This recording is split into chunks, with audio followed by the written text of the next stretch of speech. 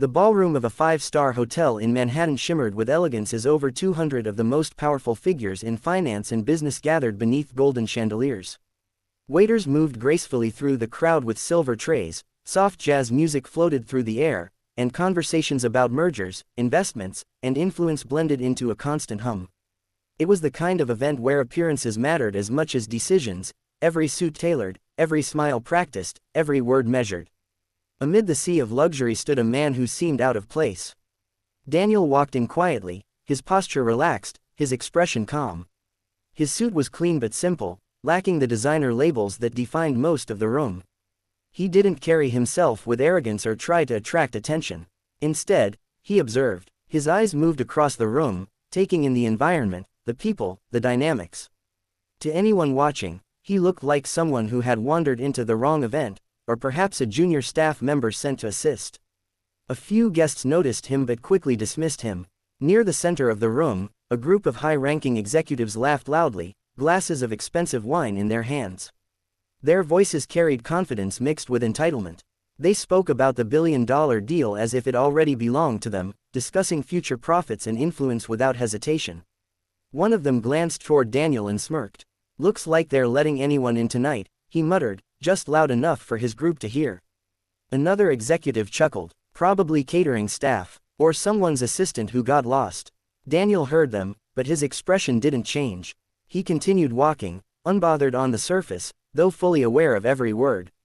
As he passed by their group, one of the men deliberately shifted his glass. The motion seemed careless, but it wasn't.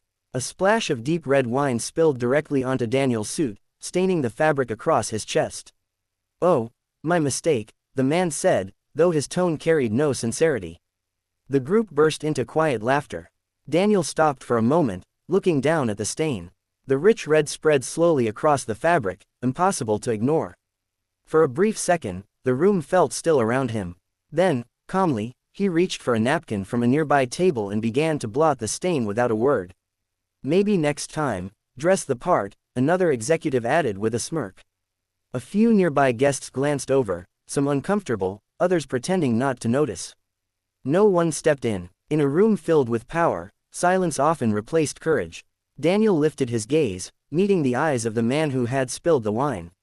There was no anger in his expression, only a quiet steadiness that made the moment feel heavier than the laughter around it. He nodded slightly, as if acknowledging the action, then stepped aside. "I'll be more careful," he said simply. The response caught them off guard. They had expected irritation, maybe embarrassment, but not composure. Daniel moved toward the edge of the room, setting the used napkin down and adjusting his jacket as best as he could. The stain remained, but he didn't seem concerned. Instead, he glanced briefly toward the stage where preparations were underway for the main announcement of the evening. Behind the calm surface, everything was already decided. He wasn't just another guest.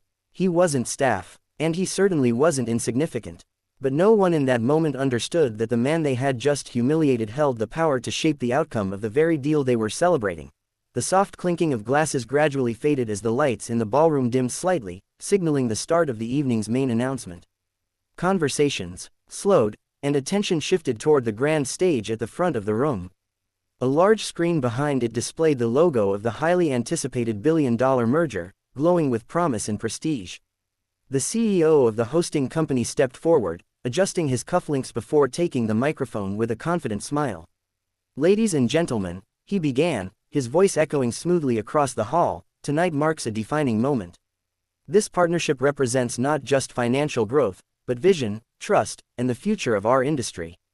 Applause filled the room, polite yet expectant. The executives who had mocked Daniel earlier stood near the front now, their earlier laughter replaced with composed expressions. They straightened their jackets, ready to be associated with success. The CEO continued, "But none of this would have been possible without one individual, the key investor whose belief in this deal made it a reality." There was a brief pause, building anticipation. "It is my honor to invite him to the stage." A spotlight shifted across the crowd, searching. For a moment, no one moved. Then, from the side of the room, Daniel stepped forward. The transformation in the atmosphere was immediate. Whispers rippled through the audience as recognition slowly spread, not from familiarity, but from realization. The man with the stained suit, the one dismissed and disrespected just minutes earlier, was now walking toward the stage with quiet confidence. His steps were steady, unhurried, as if the attention meant nothing to him. The executives who had laughed froze in place. One of them blinked, as if trying to correct what he was seeing. Another's grip tightened around his glass. The color drained subtly from their faces as the truth settled in. This wasn't a misunderstanding. This was reality. Daniel reached the stage. The CEO greeted him warmly, extending both hands in a firm handshake. "Daniel," he said with genuine respect, "the visionary behind this entire deal." Applause erupted, louder this time, more sincere. The same crowd that had overlooked him now watched with admiration. The contrast was impossible to ignore. Daniel gave a small nod of acknowledgement before turning slightly toward the audience. For a brief moment, his gaze moved across the room, and paused on the group of executives. He didn't glare, he didn't show anger, but there was something in his expression that carried weight. Disappointment, perhaps, or quiet understanding. He stepped toward the microphone. "I appreciate the recognition," he began, his voice calm and steady. "But tonight isn't just about numbers or contracts." The room grew still. Daniel glanced down briefly at the faint wine stain still visible on his jacket, then back up again. In rooms like this, it's easy to measure people by what they wear, how they speak, or where they seem to belong. No one moved, but real value isn't always visible at first glance. His words hung in the air, simple yet undeniable. He didn't need to say more. The message had already reached its target. The executives shifted uncomfortably, avoiding eye contact, not just with Daniel, but with those around them. In a matter of minutes, their confidence had cracked, replaced by the quiet weight of their own actions. Daniel stepped back slightly as the CEO resumed speaking, finalizing the announcement. The deal was officially confirmed, the room once again filled with applause. But the energy had changed. For some, it was a moment of celebration. For others, it was a moment they would not forget. Because that night, in front of 200 witnesses, a simple act of disrespect had been exposed, and dignity had spoken louder than power.